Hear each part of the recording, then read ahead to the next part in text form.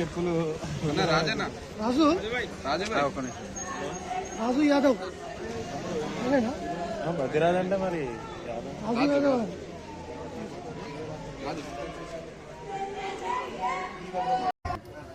మాది పీసర గ్రామం అండి. మా వైఫ్ వాళ్ళది గౌచర్ల. ఆమెకు సెకండ్ కన్సీవ్ ఇది. ఫస్ట్ వచ్చేసి సీకేఎంలో గవర్నమెంట్ హాస్పిటల్లో సిజేరియన్ అయింది. అప్పటి నుంచి ఇప్పటివరకు ఆమెకి ఏం డిస్టర్బెన్స్ ఏం కాలేదు. 5 years అవుతుంది. మళ్ళీ సెకండ్ కాన్పు ఫస్ట్ మంత్ నుంచి ఇదే హాస్పిటల్లో చూపిస్తున్నారు. వాళ్ళ పేరెంట్స్ చూపించారు, నేను కూడా వచ్చాను మొన్నటిదాకా. మేడం నాతోటి నో ప్రాబ్లం రాజు, బేబీ చాలా గ్రోత్ మంచిగా ఉంది, చాలా బాగుంది, మీరు మార్చి 10 లోపు వచ్చి ఆపరేషన్ చేయించుకోండి అని చెప్పారు. సరే అని చెప్పేసి నేను 9వ తారీఖు తీసుకొచ్చి నైట్ అడ్మిట్ చేశాము. వాళ్ళు టెస్టులన్నీ చేసి మార్నింగ్ ఉదయం 10 గంటలకు ఆపరేషన్ చేశారు. ఆపరేషన్ చేసి బేబీని బయటికి తీశారు.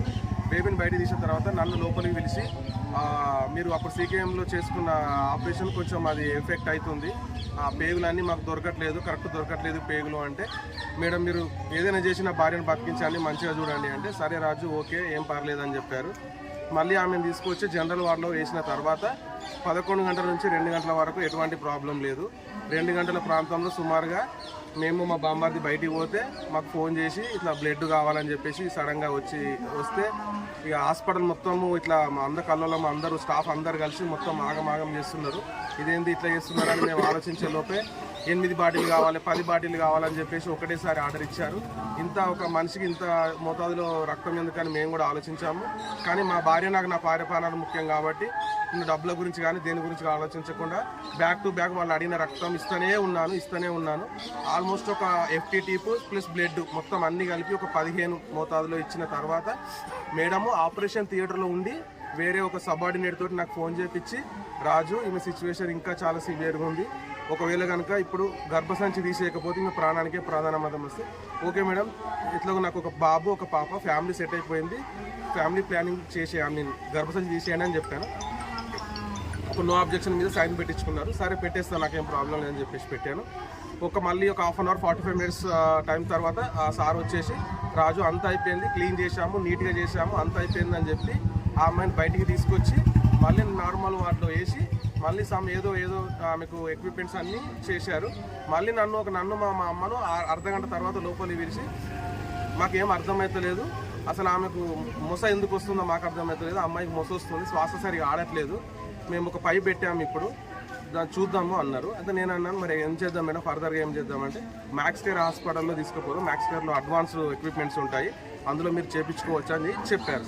చెప్పిన కదా ఓకే సార్ మీరు తీసుకోవాలండి, నేను కూడా వస్తాను అంబులెన్స్లో అని చెప్పారు. సార్ కూడా ఒకరు వస్తారు మీ వెంట అని చెప్పారు. ఒక 10 నిమిషాల టైంలో ఆ అమ్మాయికి పెద్ద గ్యాస్ సిలిండర్లు ఆమెను ఆక్సిజన్ అందించే ఎక్విప్మెంట్స్ అన్నీ పెట్టుకొని ఆమెను ఆగమాగం తీసుకొచ్చి మా పర్మిషన్ లేకుండా మేము ఎక్కుతామన్నా కూడా మా మాట వినకుండా ఆ అమ్మాయిని అంబులెన్స్లో ఎక్కించి మ్యాక్స్ కేర్ వెళ్ళారు. నేను వెనక వెళ్ళే వరకు ఆ అమ్మాయిని ఎమర్జెన్సీ వార్డులో వేసేసి CPR చేస్తున్నారు. ఆ అమ్మాయికి ఒక 10 నిమిషాలు ఇక్కడ సార్ ఉన్నారు, ఇక్కడ వచ్చిన సార్ ఉండి మన స్టాఫే చాలా మంచిగా చూస్తారు, ట్రీట్మెంట్ చేస్తారు, ఆ అమ్మాయి గుండె మళ్ళీ రన్ అవుతుంది అని చెప్పారు. ఒక 10 నిమిషాల గ్యాప్లో వాళ్ళు వెళ్ళిపోయారు. ఇక నాకు ఎవరు ఇక్కడ కనిపించలేదు. ఆ ఉన్న సార్ వచ్చేసి మ్యాక్స్ కేర్ హెడ్ వచ్చేసి, Raju sorry to say this 0.11% chance ఉన్నది, అది కూడా మేము పోరాడుతున్నాము, ఆ అమ్మాయి గుండె నాకు తెలిసి హాస్పిటల్లోనే ఆగి ఉండాలి, మధ్యలో వచ్చే టైంలో ఎక్కడో ఆగి ఉండాలి, కానీ ట్రై చేస్తున్నామని చెప్పి ఒక 20 to 40 minutes CPR చేశారు.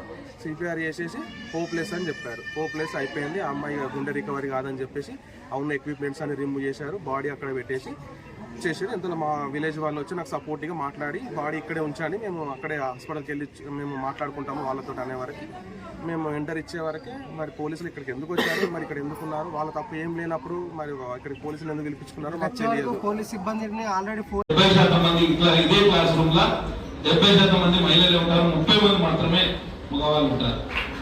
33% రిజర్వేషన్కు విలువలే కూడా పోయింది. ఎందుకంటే 33% ఎప్పుడో బీట్ చేసేసారు వాళ్ళు, 50% దాటిపోయారు.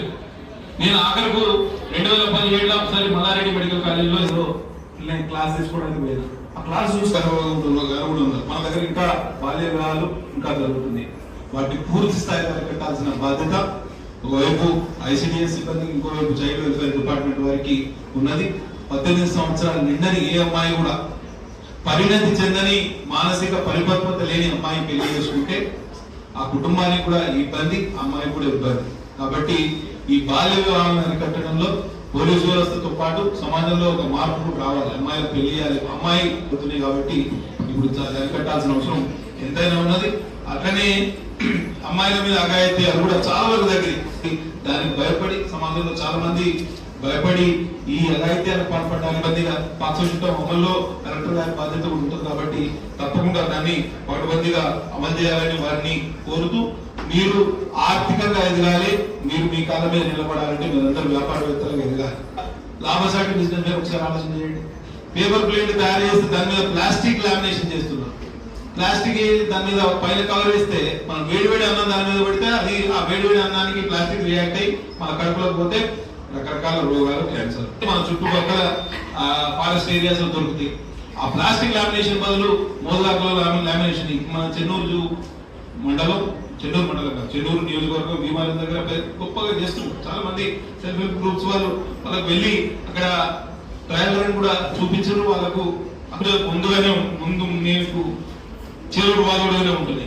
నేను ఎప్పుడే అడుగుతున్నా శ్రీదేవి గారు, ఎన్ని ఉన్నాయి మన దగ్గర స్వయం సహాయక సంఘాలంటే 8,138 స్వయం సహాయక గ్రూపులు ఉంటే దాంట్లో మహిళలు ఎంతమంది ఉన్నారో తెలుసా? 92,500 మంది. 1,00,000 మంది దగ్గర ఉన్నారు. ఈ సంవత్సరం 1,00,000 దాటుతారు. అవునా? మనకు ఇక్కడ 2,20,000 ఓటర్లు ఉన్నారు, అక్కడ 2,20,000 ఓటర్లు, అంటే మొత్తం 4.5 లక్షల ఓటర్లు ఉంటే అందులో 1,00,000 మంది మహిళలు స్వయం సహాయక గ్రూపుల్లో ఉన్నారు. అంటే మీరు ఆలోచన చేయండి, ప్రతి 2 మహిళల్లో ఒక మహిళ స్వయం సహాయక గ్రూపుల్లో ఉన్నారు. మరి మీ శక్తిని మీరు తెలుసుకోలేకపోతే సంఘాలకు 210 కోట్ల రూపాయలు ఇదివరకే ప్రభుత్వం స్త్రీ నిధి రుణాలకు బ్యాంక్ రుణాలు కూడా జరిగింది. ఇప్పుడు చెప్తుంది, నిలబడి మీరు ఆర్థిక స్వావలంబన సాధిస్తే ఆటోమేటిక్ గా మీ భర్త మిమ్మల్ని గౌరవిస్తారా లేదు? అవునా? భర్త గౌరవిస్తారు, మిమ్మల్ని పిల్లలు గౌరవిస్తారు, అత్తమామలు గౌరవిస్తారు, సమాజం గౌరవిస్తారు. అవునా? అన్నిటికీ లింక్ మనం ఏదైనా అనుకోకపోయినా సబ్కాన్షియస్ లెవెల్లో, సైకలాజికల్ లెవెల్లో మీ ఆర్థిక స్వావలంబనే మిమ్మల్ని సమాజంలో నిలబడేటట్లు చేస్తుంది. ఏవైతే దివ్యాంగులు ఉన్నారో వారికి భారత్ రైల్వేస్ లిమిటెడ్ వారు కొంత ఆర్థిక సహకారంతో వాళ్ళ చక్రాల కుర్చీలు కానివ్వండి, వారికి పనిముట్లు కానివ్వండి, కృత్రిమ కాళ్ళు చేతులు అవన్నీ కూడా ఇచ్చే కార్యక్రమం త్వరలో ఈ వారం రోజుల్లో చేస్తాం. దీని గురించి